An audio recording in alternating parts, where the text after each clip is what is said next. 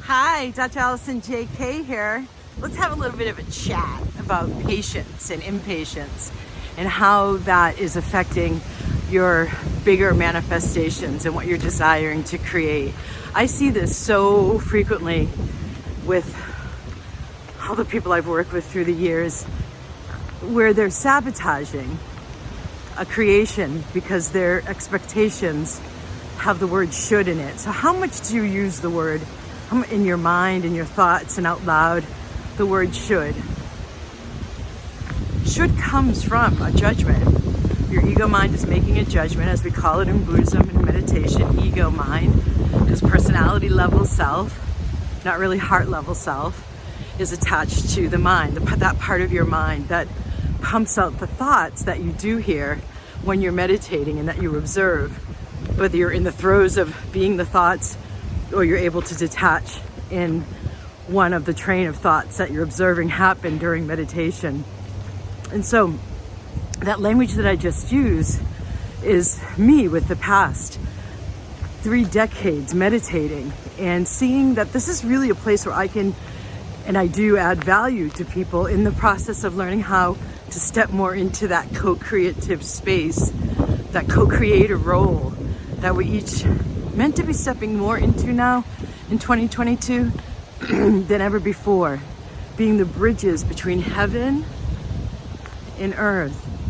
And in my work that I do on behalf of the collective during this most auspicious and yet intense time for humanity's greatest evolutionary leap, 2012 to 2032, I am actually doing a process for helping people be more of a bridge on the earth down here, bringing down heaven and creating it more. And it happens, the mechanism is through the heart, the energy medicine process that I'm using. And my second actual energy medicine modality that I got trained in is from Tibet. And I learned how, as I wear this Tibetan shawl, I learned how to make commands with my heart. So let's say I'm working on a brain tumor, which is in fact one of the times I've used this energy medicine, one of the many times. It's the energy medicine I go to for the most physicalized issues. So not where it's like about depression necessarily, or it's about emotional or mental blockages, but ones that have already shown up in the physical with a disease diagnosis. And so I was trained in how to make commands with my heart, reminding that part of the body, this is just a part of it, reminding that part of the body it knows health, in the body's innate health that it's programmed for.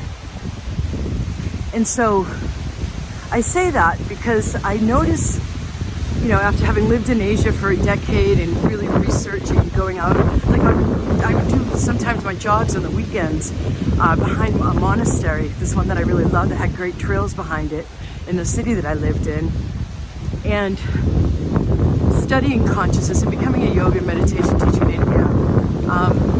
I feel like what I see is, and this is why I created Vibration Upgrade System, because it's half energy medicine to clear out the blockages in the subconscious and unconscious, as well as the conscious mind. And then the other half is applied mindfulness, so that once you have the blockage cleared and you have more chi or consciousness awakened and accessible, you can then use it, that new space, to make a new choice, to create a new pattern, neurologically and behaviorally, to have something new in your life. And while those words sound really great, right, and you understand them, the actual doing and being of that is that. And so part of why I created Vibrational Upgrade was it was a response to my request. I was getting great results with a client on the table. She was in like number 3, her 3rd session in a package of 10. And I looked up, my hands are over her womb, sacral and 3rd, and I'm thinking, universe, what would it look like if I was able to get more robust results than this even? And so that led to a decade in Asia, coming back here this next decade, 2010 to now, dropping my classroom teaching and administration career, and then taking this energy medicine and the holistic health and wellness and spiritual awakening, if you want to call it, business full time. And I see the results getting sped up from what it took me in just meditation, and then one energy medicine modality that I learned later on after I've been meditating for 5 years. And I see the lack of clearing show up on somebody's ego mind that I was able to get the benefits of from the decades of meditation. And so that's when I really come in and pound with the clearings and the activations to help clear out that blockage that would be getting cleared gradually, eventually, through meditating, where you would have more spaciousness created for the higher self to come in and for the heart to be heard.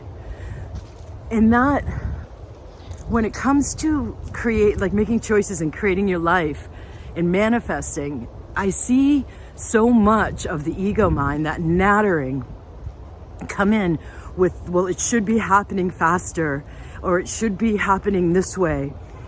And that comes from some of the entrenchment to the old conditioning of, you have a target, what is it, or a goal, and you go after it. And you figure out the how with the head and the 5 steps. And many of you who are listening right now have heard me say this before. So thank you for your indulgence as I move on from that concept, because it's not meant to be the mind with strategies giving the how. It's meant to be from here. The higher self is given space to be present. The heart, with this absolutely sumptuous energetics to help us co-create the new, and the courage from the 5th chakra, and the choice making that happens from the 5th chakra. I, in 2016, started to realize that there was what I ended up calling, and it's in my second book, a co-creators channel between the heart chakra and the throat chakra. There's a hawk.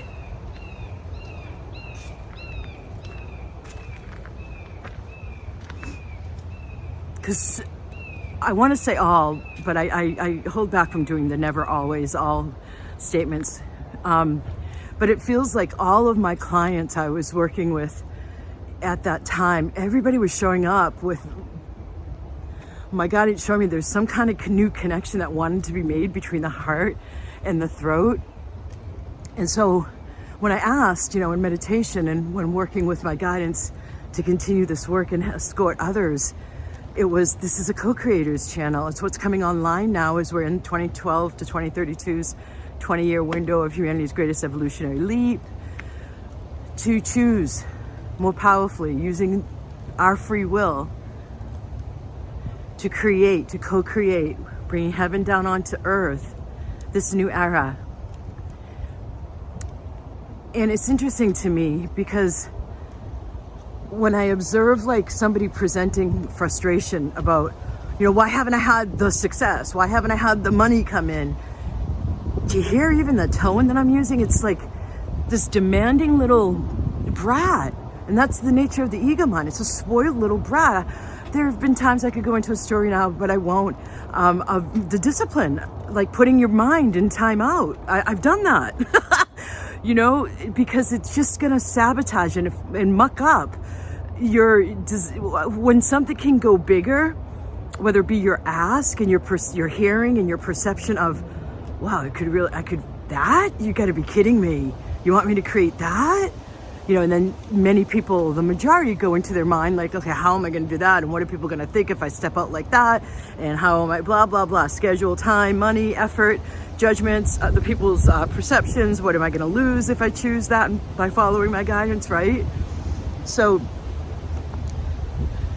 that's, again, when I come in with all the clearings and then the activations to activate the positive of it, to keep someone empowered and on their path to creating bigger than what they've known before. Because if you want to create something bigger than what you've known before, it's not going to be through the mind, the nature of the mind. That was my first signature talk. It's a product on my website, along with a guiding you through the processes I do in my yoga classes and meditation classes, the actual practice of meditating. So if you want to pick that up, there's a product on my website. It's the least expensive product, actually. But that's not why I'm talking about this. It's that I see the mind not disciplined in the majority of folks, and even when they know the concept of this is my mind sabotaging, the discipline that's required to not listen to it, and the joy that comes from not listening to it, and from moving beyond into more freedom, what you really desire and what your heart is really here to create, and who you're really meant to be. I don't know that there's any other joy like that. It's quite ecstatic. Orgasms are great too, for sure.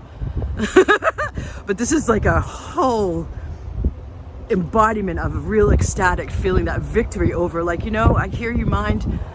No, I'm not playing small. Namaste.